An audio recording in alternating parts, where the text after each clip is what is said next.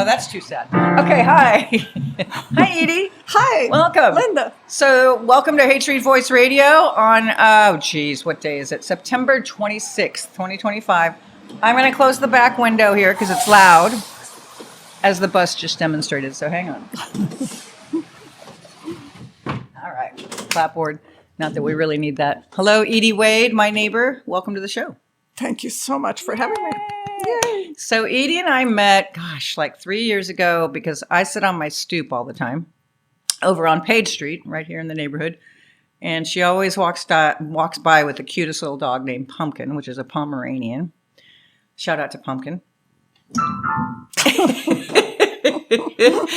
And Edie and I started talking, not immediately, but we started talking and I found out about, I used to see your husband, Michael.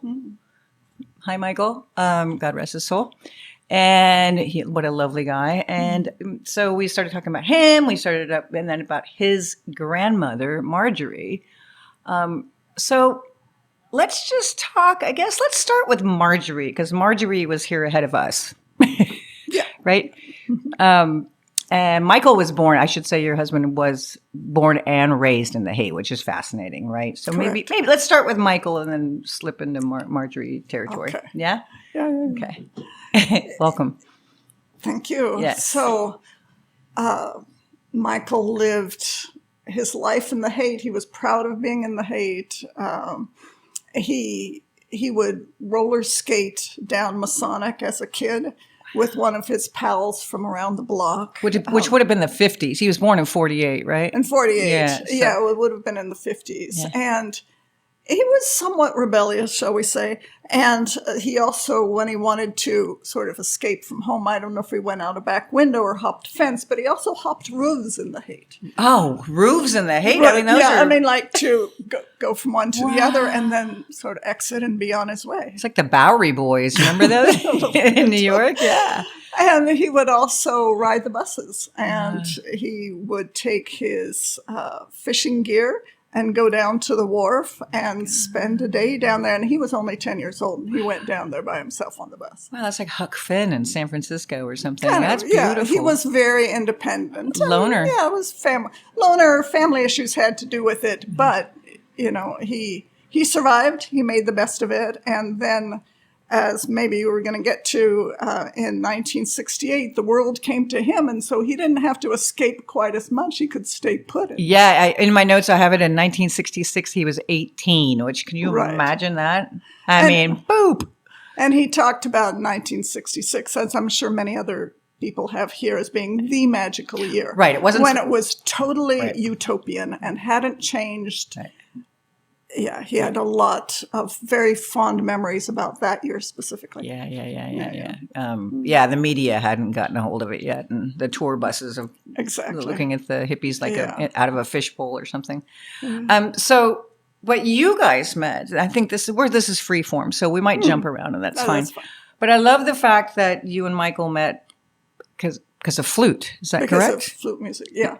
So my parents were music majors at Columbia, and so all six of us children got started on an instrument, but I was the one who stuck with it. Everyone can sing, but I stuck with an instrument, the flute. Yeah. I had chosen clarinet, but my mom said, you want to play flute. Wow. Well, just because it sounds better when you're a beginner. Oh, yeah. Right? No violin. Violin in the beginning is horrific, too. Exactly. And so... Piano, you can kind of goof around on. Apparently. So she was a church soloist, and she wanted a backup for her solos in church later on when I was... in high school, early college, around there. Yeah. And she was good enough to do it with just piano, but she was like, oh, come on, play with me. Mm-hmm. And so I really wasn't all that good. Mm-hmm. And I said, I need some help here. So back in the day, there was Byron Haight, this large... There was what? Byron Haight, which is a giant... Byron Haight. Yeah. I forget the address now. It had a couple of addresses, and then it's out of business now because the sheet music industry is like that, right? Okay, got it. But it used to be a huge warehouse where you could get anything you wanted, classical or quite a few other genres. So anyway, one fateful day, I guess I was browsing for sheet music, and Michael had worked there for a little while, but wasn't there at the moment I walked in, but I picked up a card because I needed flute lessons. I really needed them. And so that, one little business card, and it was very simple, just his name and a little, I think I still have one, a little engraving of a flute. That's it. And so I called it up, and, sort of the rest is history. I knocked on the same door in 1980 to take flute lessons with him, where I moved in as his wife, but we had gotten married before in 2016. Wow. From 80? From 80 to to 2016. Yeah. I think that's like So- fate or something, isn't it? Fate and the hate. Is what we call there's that. there's another interesting Yeah. coincidence. Yeah. Our mothers, his mother was musical, had a lute at one time and could play the lute. I don't know wow. how well, but she had one. Anyway, she and my mom both were music students at San Francisco State. Wow. And we know this, that they overlapped, because my mom saved a program from 1941. And Michael's mother's name was in it. Wow. That's like, I just got goosebumps. And it's not gold. Wow. And Yeah. I remember reading one of the mother's names was Patricia, which was my mother's name, just to Right. loop me into the little thing a little. Shout out to all the Patricias. Exactly. And wow. So it was fated, I think that, Yeah. and music. Yeah. I love this quote I wrote down that you, I think it was from Michael, actually. You guys were married in 2003. And he was saying, how you met and all of that. And he said, all that music for romance, too. Like, just the fact that you were playing flute together, that's just a really beautiful bond. I don't really know if it was his line or not, or whether it was somebody else's. It doesn't quite sound like him. We got to But get it what straight. we had from the beginning was this deep level of trust. Yeah. So I trusted him as a teacher. Yeah. And I listened to him really well. And so there was this bond that started in 1980. And when we said our vows in 2003, that was what he highlighted in particular. Was part of his vows was Edie and I always had this basis of trust and basis of friendship. Yeah. When we finally got romantic in 1999, Yeah. he gave me a book on friendship, not on romance. Wow. So, That's awesome. Wow. Anyway, he was a lovely man. Yeah, And he was. I so love many him. people around the Haight got to know him. Yeah. And it's funny because Page Street it's a pretty magical street. I mean, that's how I met you. But I mean, and especially now that it's a slow street since the COVID, it's a pretty amazing street, don't you think? Can you speak a little bit about a little shout out to Page Street, everybody? Yeah, it's a beautiful street, and people I meet and bring there, whether it's family or some new friend, they say, "Wow, this is a nice street." Yeah. Yeah, they do. Yeah. And one other thing I want to mention about him, in Yeah, please. particular, why people remember him so well, was that he was present for people. In other words, there was nothing going on. He was not ready to get back to his phone. I mean, he was kind of a Luddite that way. He barely used his phone. But he gave you his absolute full attention, and you could feel it. Wow. And that was Yeah, we where have he a was. beautiful picture that you so kindly shared. gave me. Yeah, Yeah. that Max too can float into this video interview. So shout out to the Maxes out there, the amazing tech guys that help make this happen. Yay. So going from the basis of Michael, and speak to me about the story of his amazing grandmother. Please, Marjorie. So Right. you can just tell me the whole story. I would say it, but I mean, I will say that she had a shop on 1550 Haight Street in the 40s as a chiropractor. Right. And so anyway, that's okay. You tell me. So there she was as a chiropractor in a white coat, and she had a nurse as her assistant. And I have a photo of her with a not too happy little child on an examining bench. So I don't know what the child was being seen for. Probably not chiropractic, something else, perhaps. But it was the late 40s, right? I mean, just to give people I think a so. sense. I'm not looking at the chronology. Yeah, right I now, have it in the but notes that you have gave it. me. Yeah, it was in the Yeah. 40s, which is amazing to think of a female chiropractor who had a little painting studio as well in the back. Right. And so I think her painting studio was up above so Okay. that when clients came up, they visited the chiropractic office, and then she had her painting studio, and I have several pictures and also a painting of her in her painting studio.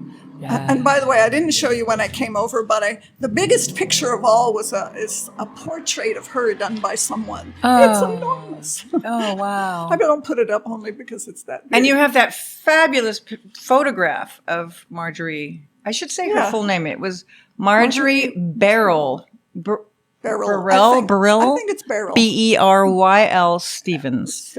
Two L's. In Golden Gate Park, black and white photo of her painting. I mean, it's just and she looks like Katharine Hepburn or something. She's in slacks and she's got the the whatever do-rag thing in her hair, and she's just painting away. She's just busy doing another watercolor. And so Michael showed me when I first moved in and later just where he had them stored, but I really didn't see the whole collection because he had them on his back porch, which leaked. So they were all these paintings which were sort of under blankets and under tarps, and I was like kind of peeking at them, I think, for a few years there. Because our relationship was somewhat new and I didn't want to get too involved. Right, but let me stop you there real quick. Yeah. What? You were an archaeologist when you started out, so it's interesting that you're digging around at these artifacts, and you're newly, right? I dug. I know more. I'm jumping around, but archaeology. No, that's okay. And I dug more after he passed away. I mean, we did catalog.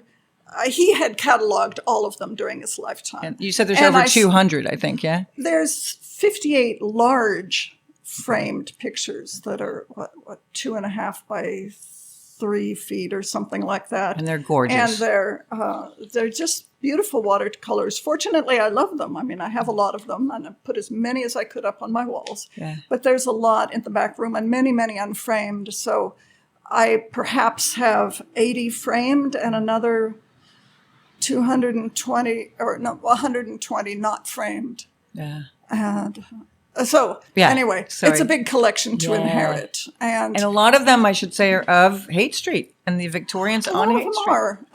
Some of them are Haight. A couple of them are Haight Street itself. Some of them are the backs of buildings here or up on Del Mar or increasingly down Haight Street, nearer to Steiner, Laguna, or Webster, down that direction. All over the city, too. There's plenty. St. Ignatius from Buena Vista. Right. Exactly. Gorgeous. Yeah. Wait till you see these. They're gorgeous. I'm floored by them. But I sorry to interrupt, but let's go back to Marjorie and that's okay. Her story. So she really liked her paintings. She wanted to get a good price for them. And I should say first that she was an award-winning artist. She had a solo show in 1955 at the De Young Museum. That's unheard of. That's and 1955 at the De Young. Oh my God! Yeah, with the same pictures. Many of the framed watercolors that I have on the back that they were in that show. But 75 awards from many different museums and watercolor associations, and including one from, I can't tell if she went or not, but from the Royal London Watercolor Society. So they're nice, and they just haven't been getting, quite the attention they deserve, partly just because they've been stored. Yeah. Yeah. Did you get to meet Marjorie? I did. By the time I met her, which is the early 80s, when I was just Michael's flute student, I went with him to the nursing home where she was on Laguna. I think it's on Laguna, or anyway, somewhere near above Japantown, where there's a few nursing homes in that area. Yeah. So I met her at that time. And was she? She was relatively alert. Yeah. Michael made a point of taking her out every week while she was in that nursing home to a restaurant or somewhere together. And that was just the kind of thing he did. But she would kind of let the staff from time to time at the nursing home or new residents know that she kind of thought she was somebody, I think, because of her painting. Well, you know what? God bless her. You know what? We don't want to necessarily all fade away quietly, do we? No. So let's get to you then. And I have flashed on your... Edie used to live in Morocco, and she invited me over, I guess, last weekend. Yeah. I've never been over to your place, which is literally like 3 doors down from my house on Page. And wonderful apartment to look at the paintings and tell me about your story of living in Morocco and teaching English in Morocco in the 70s. Yeah. That's just fascinating to me. Just as an archaeologist. So I studied anthropology and archaeology as an undergraduate and a little bit as a graduate student. And my advisor knew somebody who had a dig on the north coast of Morocco. It wasn't from a California school. This is State University of New York at Binghamton. Not that it matters, but it happens to be that there were all these New Yorkers, so to speak, and there was me from California, just because I was invited along. And so I went there for 2 field seasons, one in 77 and 78, first as a student and then as a staff member the second year. But I was more hooked on kind of the living, breathing Moroccans, the workmen on the dig. Do you remember getting off the plane the very first time in Morocco? Would that be Tangier? I don't even know what airport. Tangier, yeah, probably it was. Do you remember how it was? Yeah, I mean, really, Morocco, particularly in the 70s, felt like a really different country. I had traveled in Europe a lot, and Morocco was just a world apart. Yeah, and it was a special time to be there because now if you go, it'll remind you, because of the internet so much, and also we've just gone into the modern age. Yeah. Now it will be more similar, kind of comfortable in that sense. You can still see a little bit of that old Morocco, but it's not as evident as it used to be. Anyway, it was a special time to be there. But it's very much like California. It's not as verdant as California is, but it's humid. Tangier is on the intersection of the Atlantic and the Mediterranean, so it's kind of like San Francisco in the humidity from fog and other weather.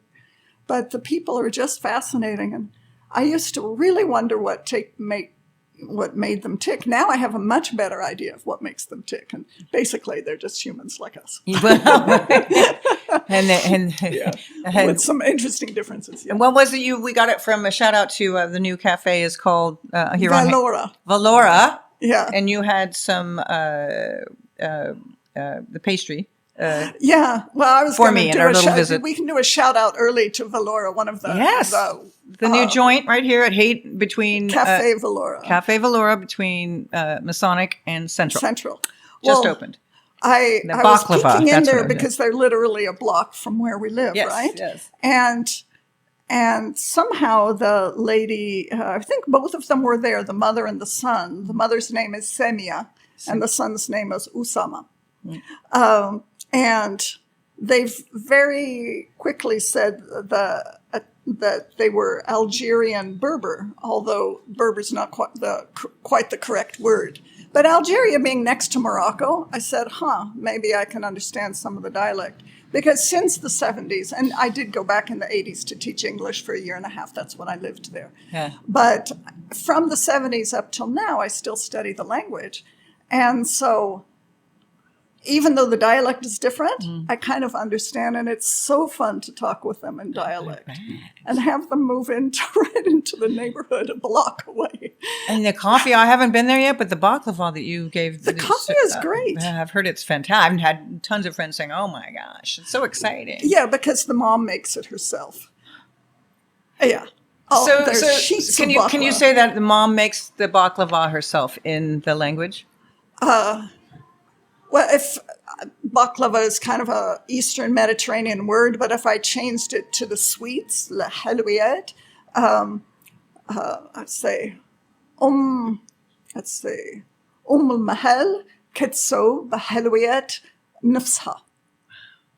Okay, so that's basically it. I mean, I told you, that's great show. That's basically it. Yeah. But anyway, it's the beginning of a great friendship. I know. Over I can't there. wait. In fact, I was on a Haight Ashbury Merchants Association Zoom meeting this morning, and they were there in the Zoom call, Yeah. and I did a little chat with, I forget how to say his name again. Usama. Usama. It's like Osama, but it's not Osama. Usama. It's Usama. And and so we're going to do a little piece on the we're so excited about that. And he was so excited. Yay. They're really warm, lovely people. Yeah, it's so wonderful. Yeah. So I guess let's fast forward to now, because that's where we're at. And here we are in 2025. Yeah. And you've lived in the neighborhood now since 2016, you said. Right. How do you feel about the Haight right now? I mean, is that putting you on the spot? I mean, what are your thoughts about the Haight right now? I really love it for, I guess, the personal sense of community that I feel, both, and this kind of gets into what I prepared to talk about, because I don't rely on my memory. Yeah. Both the warmth of various business owners like Velora, but it's not unique to Velora, up and down the street. Of course, I haven't met them, but those businesses that I go in a lot, I know them, they know me, and it's just really nice. I look forward to seeing people, and they've been so kind. Do you have any shout outs you want to do? Yeah, I have a bunch. Oh, good. And then we'll get some shout outs. Okay. So speaking of the Mediterranean, Abu Salim. Yes. So Salim, who named it after his dad, because I don't know if you know that. No, I did not know that. Have you done a profile on Abu Salim, the Mediterranean restaurant on the corner of Haight and Clayton? That side? I've met him, but I have not done a profile. I mean, I haven't done it. Okay. Well, so Abu Salim, he dedicated apparently to his father, who is also Salim, but I think maybe his son is also Salim. Oh, wow. So it's like father of, it goes a couple ways. Okay, yeah. Anyway, he's always been really friendly to the family and friends that are of Eden. And then after Michael passed away, he asked me why Michael wasn't coming. I had to tell him. He was so sweet. And not that he wasn't the only one. June here at Hippie Thai. Yeah. Oh, yeah. She was so kind. Hippie Thai. Shout out to Hippie Thai. Yeah. Brioche. Yeah. My favorite brunch spot, ladies and gentlemen. It is really, that really backyard, good. it's so beautiful. It's nice. And I so continue to take friends Yay. there. There's one server there, Mirele. I don't know if you ever read Mirele, but she always says, how's Patricio? And Patricio, well, my oldest brother, Patrick. So she, who visited before, he would come in his wheelchair van, and then the whole family would come and have lunch there on Haight Street. And ever since then, he can't visit like he did before. But she says, how's Patricio? And she's adorable. Indian, Alwyn used to talk to me. I haven't been there. I don't have enough friends and family who like Indian, so it's a problem. Well, you and I can go. Okay. Nice Cuts. Nice Cuts right here. Yeah. Kim and Kimmy. I don't know them, but they always waved to me, and I used to work at the store down below where we're talking right now, and they were always, oh, you look so beautiful today, or how are you today? Very sweet. Yeah, they're both really nice. Connecting. And then even Wells Fargo, they were helping me with, I don't bank at Wells Fargo as my primary bank, but they were helping me with a will and a trust lately, which is free. And they were so kind about it. I do know one thing I did like about Wells Fargo. I'll jump in here. Is they have Jim Marshall photographs on the wall, which they do. Are they still there? I don't even know. I think they still do. They had a sort of Haight retrospective, and they have that really beautiful painting out front too, exactly. which is wonderful. Yeah. So check out Wells Fargo. Nice I can't. We're doing a shout out for Wells Fargo. I mean, usually I wouldn't. We can get them as a sponsor, maybe. Usually I wouldn't, but there's nice people everywhere. Hey, it's a carriage. It's a carriage with horses. So it's old Wild West, right? Yeah. So, do you know Emily, the postal lady for many of the blogs Emily very well, here? and Emily has been in the magazine. I love Emily. Well, shout out to Emily. We love you. I mean, everybody loves her. And I think every one of us thinks that we're her favorite. She's always like, oh, Annie. And she'll bring you tea. Does she give you food too? And tea? Oh, yeah. Yeah, the Burmese variety. Kind of like Thai tea, but it's Myanmar, Burma iced tea. And pastries if she has them. Yeah. She's adorable. love And you, did you Emily. know, like one of my neighbors started a petition when it looked like her route was Oh yeah, going to we be weren't going to let her changed. go. Yeah, Right? Yeah, Yeah, yep, exactly. Yep, absolutely. Okay. We weren't going to let go of Emily. Nope. So, all right. And then just quickly, some friends that make it You're fine. That's why this is a the really Haight Street special, voice. Yeah. a special community. So a couple friends that I met through Michael, Kat and Richard. Oh, I love Kat and Richard. Yeah. And then I have Terry to get them in the magazine. from around the corner. And then Terry. No, tell them about Terry. Shout out to Terry. She lives over here on Clayton, correct? I guess it's Clayton. Across from the post office. Right. Terry being a female. And Terry was a friend of Michael because Terry knew the nurse that worked for Marjorie. So the nurse's name was Ernestine. And Terry, I forget how she knew Ernestine, but there's a connection there, which is partly how Michael knew Terry. And then, you found out that you both lived in Morocco, Right, you right. and Terry, which is completely weird. I worked for the American Language Center in Rabat, Morocco, and she more briefly worked for the American Language Center in Casablanca. Yeah, well, so life is like that. All right? roads lead to the Haight. Is that what I'm hearing? Apparently. So, Pumpkin. Oh, Dog Pumpkin. walking. The best way to meet people, right? Yeah. Yourself included. Well, I have a cat, but she does. Yeah, I she know. does the job. Pumpkin did a very good job at barking at your cat This morning, just this morning. So Colleen and Terry have these little tiny miniature Yorkies in the Panhandle. Oh yeah, You know them? Yeah, I know Colleen. Okay. Yeah, and All right. her partner is Terry. Terry. Okay, another Terry. Okay. Okay. So Yeah, I love then Colleen. on Colleen. Central, there's, tell me if you know anybody, Marie and Richie, Justin. Of course. Okay. Richie McAllister. We did a shout out to him last week. I've known Okay. Richie for like 40 years. He's going to be on the radio show too. We're going to have him I in the think hot we're seat. talking about community. And Marie and they serve free food over at the Gold Cane. They'll bring in food. It's amazing. And feeding they've done people. an AIDS every year. fundraisers. Every Maybe year. not so much lately. I'm not sure. They're They may going have through had to changes dial it back. Yeah, but still, Richie McAllister and Marie, we love you. And others on there. So Justin, Christina, and David just say. And then in Valora, I was sitting there with a friend, and this lady walks in, and I didn't recognize her right away. She walks in with a dog, which are not, by the way, permitted in Valora, but the lady, Semia, didn't say anything. She was just kind of quiet. She didn't want to say, please leave. And Susie said, aren't you the lady with that little Pomeranian? And so it turned out, and this is my fault here, she's lived 2 years on Central, and I never said hello. And it took for us being in Valora together she said hello, and it's like, oh. And what is her name? Okay, Susie. Susie. And she has kind of a medium-sized, blondish-haired dog, and I'm sure she walks by my. Shout out to Susie. You know. I would be naming all the dogs' names, but we could be here for a while. I did have all dogs on the cover of Haight Street Voice one year and calling them the Dog Days of Summer. Including Pumpkin. Was Pumpkin on? Pumpkin was on there, right? Yeah, I that was a lot one of of the dogs. first It was a reasons lot of little. we reached out.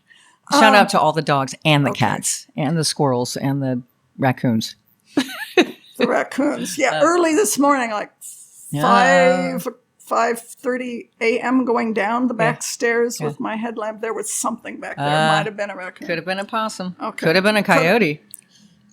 It didn't sound that big. Anyway, on Page Street, speaking of Page, Mary and Orlando, Jonathan Nagame. Oh, yeah, Nagame. Yeah. Okay. That's Loretta's friend, Nagame. She came to David and Sherry. Do you know that? Nagame's in their building, or they're all in the same building. He's a jazz pianist, and she sings jazz. No, I didn't know that. But okay. And then Rick and Stuart and Paul back this way, one of your immediate neighbors, Paul with the young children. Oh, yeah. Oh, I love Paul. Yeah, he's a lovely guy. Yeah. And then on Masonic, Kim, who has a little I know dog, Kim. named Guinness. I know Guinness. Yeah. Kim and Guinness. There's a little and, wiener dog. And Ginny, who like has one greyhound, and I think another Ginny with the greyhounds. Yes. Okay. This is like Mr. Rogers' Neighborhood. Well. Only weirder. And then just Tara and Tyra and Scott and Adam and Felice. There's people I know because of dog walking or hiring them to sit Pumpkin when I need someone. And so now you, and plus I live in such a lovely. Max 1 lives on. You're on page 2, right? Page and Stanion. Awesome. There's 3 different apartments on Page. Yeah. My sister lived at Page and Stanion, the one that's on Brick building? the brick building. That's where I live. Oh my Okay. God! Don't tell me you live in the same. Well, yeah, apartment. Anyway. she was there for 1 year. Now she's over in Sausalito, but she was in that building. Well, you see, yeah. It And Max comes too around. lives in Alameda, but shout out to Alameda. I love Alameda. That's my sister lives there, so Alameda's great. It's all connections. It's hyper local with a global perspective, right? There you go. And I live just in a wonderful building. Where Oh, your people, building is just- gorgeous. I mean, I don't mean the building so much as the people. It's Well, yeah. just a little family. And the landlord, Same as here. I mentioned, the landlord, he calls it our home. Yeah. Yeah, I've got 5 units in my building, and we all know each other. We've all lived there at least 5 years. If I go out of town, I lived in Italy for a couple months, and they took care of my cat, not Amika, different cat, but hey, we take care of each other. It's you are. amazing. And the landlord, he underbids us because he wants us to stay instead of raising the prices. So there's this really Right. good vibe, and I don't know if that's Right. all across Page Street, if that happens, or I think it's on a case by case basis. Yeah. Yeah. I got just a little bit of a good rate when I moved in. Yeah, But yeah. I had networked myself in because I liked the people so much in that building. I saw a little for rent sign in the window in 2010. So I've lived there, 15 years now. And then, do you know just one more group of people, Chris and Dinah, that live on the corner and on Central? I'm sure you know them. They ride their bikes. They're probably in their 70s. They're on the board. Yeah. They're on the board of directors, actually. Hi, Dinah and Chris. I'm sure I know They're them lovely by people. sight, They're always riding and their I bikes. just haven't reached out enough. And so my ending message from Yes. my part of this Yes. is, Well, let me is ask, that- because I do ask. This is Haight Street What? Voice, hyper local with a global perspective. What would you like to say to the Haight community and communities everywhere? I mean, I think you can see from all of this that, community just builds itself with one hello at the time. And, it can be like with you, where at first it's just like, hi, and then, hi, how are you? Mm-hmm. And isn't your dog nice? And and it just starts connecting and getting warmer and warmer over time. And it's a lovely sense of community that's just built that way in really incremental ways. And so my lesson, not just for other people, but also for myself, is reach out. So those people you mentioned, it's like, I might have talked to them and said, what a lovely job you're doing of keeping the street clean. Aren't they the ones who clean the street? I think so. Yeah. I think so. Who do the blower or rake, and every Friday it's immaculate by the time the street sweeper comes by. So Anyway. these things. Yeah. Are wonderful. Everybody, we care about the neighborhood. And again, it is like Mr. Rogers' Neighborhood, maybe on psychedelics or something. It's a little weirder. And we know Father Dan's out there, and we know Dr. Dave. It's their doctor, the fire guys who have the Grateful Dead on the side of their truck. It's pretty, it's pretty magical. So thank you. And I guess, unless you have any other thoughts, we talked about Morocco. Oh, you did say, this is a quote that I really loved. It said, speaking about Michael, Yes. Michael was rich in music, in love, and in what matters. And Yeah. I think that harkens back to what you just said about connecting and reach out and Connecting. saying hello. Saying hello and really being present Be- for that person. Yeah. Whoever you're in front of right now, just be with them in that moment. Put down your phone for a split second, maybe. Yeah. Yeah. Or turn it off like now. So. Thank you, Edie Wade, for Thank being you, here. Linda. Yay. And Thank here's you, my, Max and Yay, Max. The Max 1, Max 2. Wait, hang on. We're going to do the outro.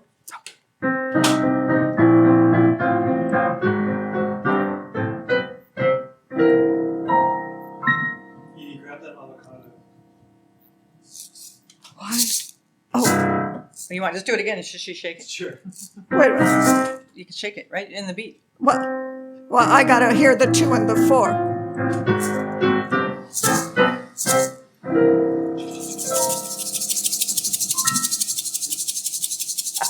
Nailed it. We're going to have to. That's great. We're gonna have some. I'm in here through the end of the year, so.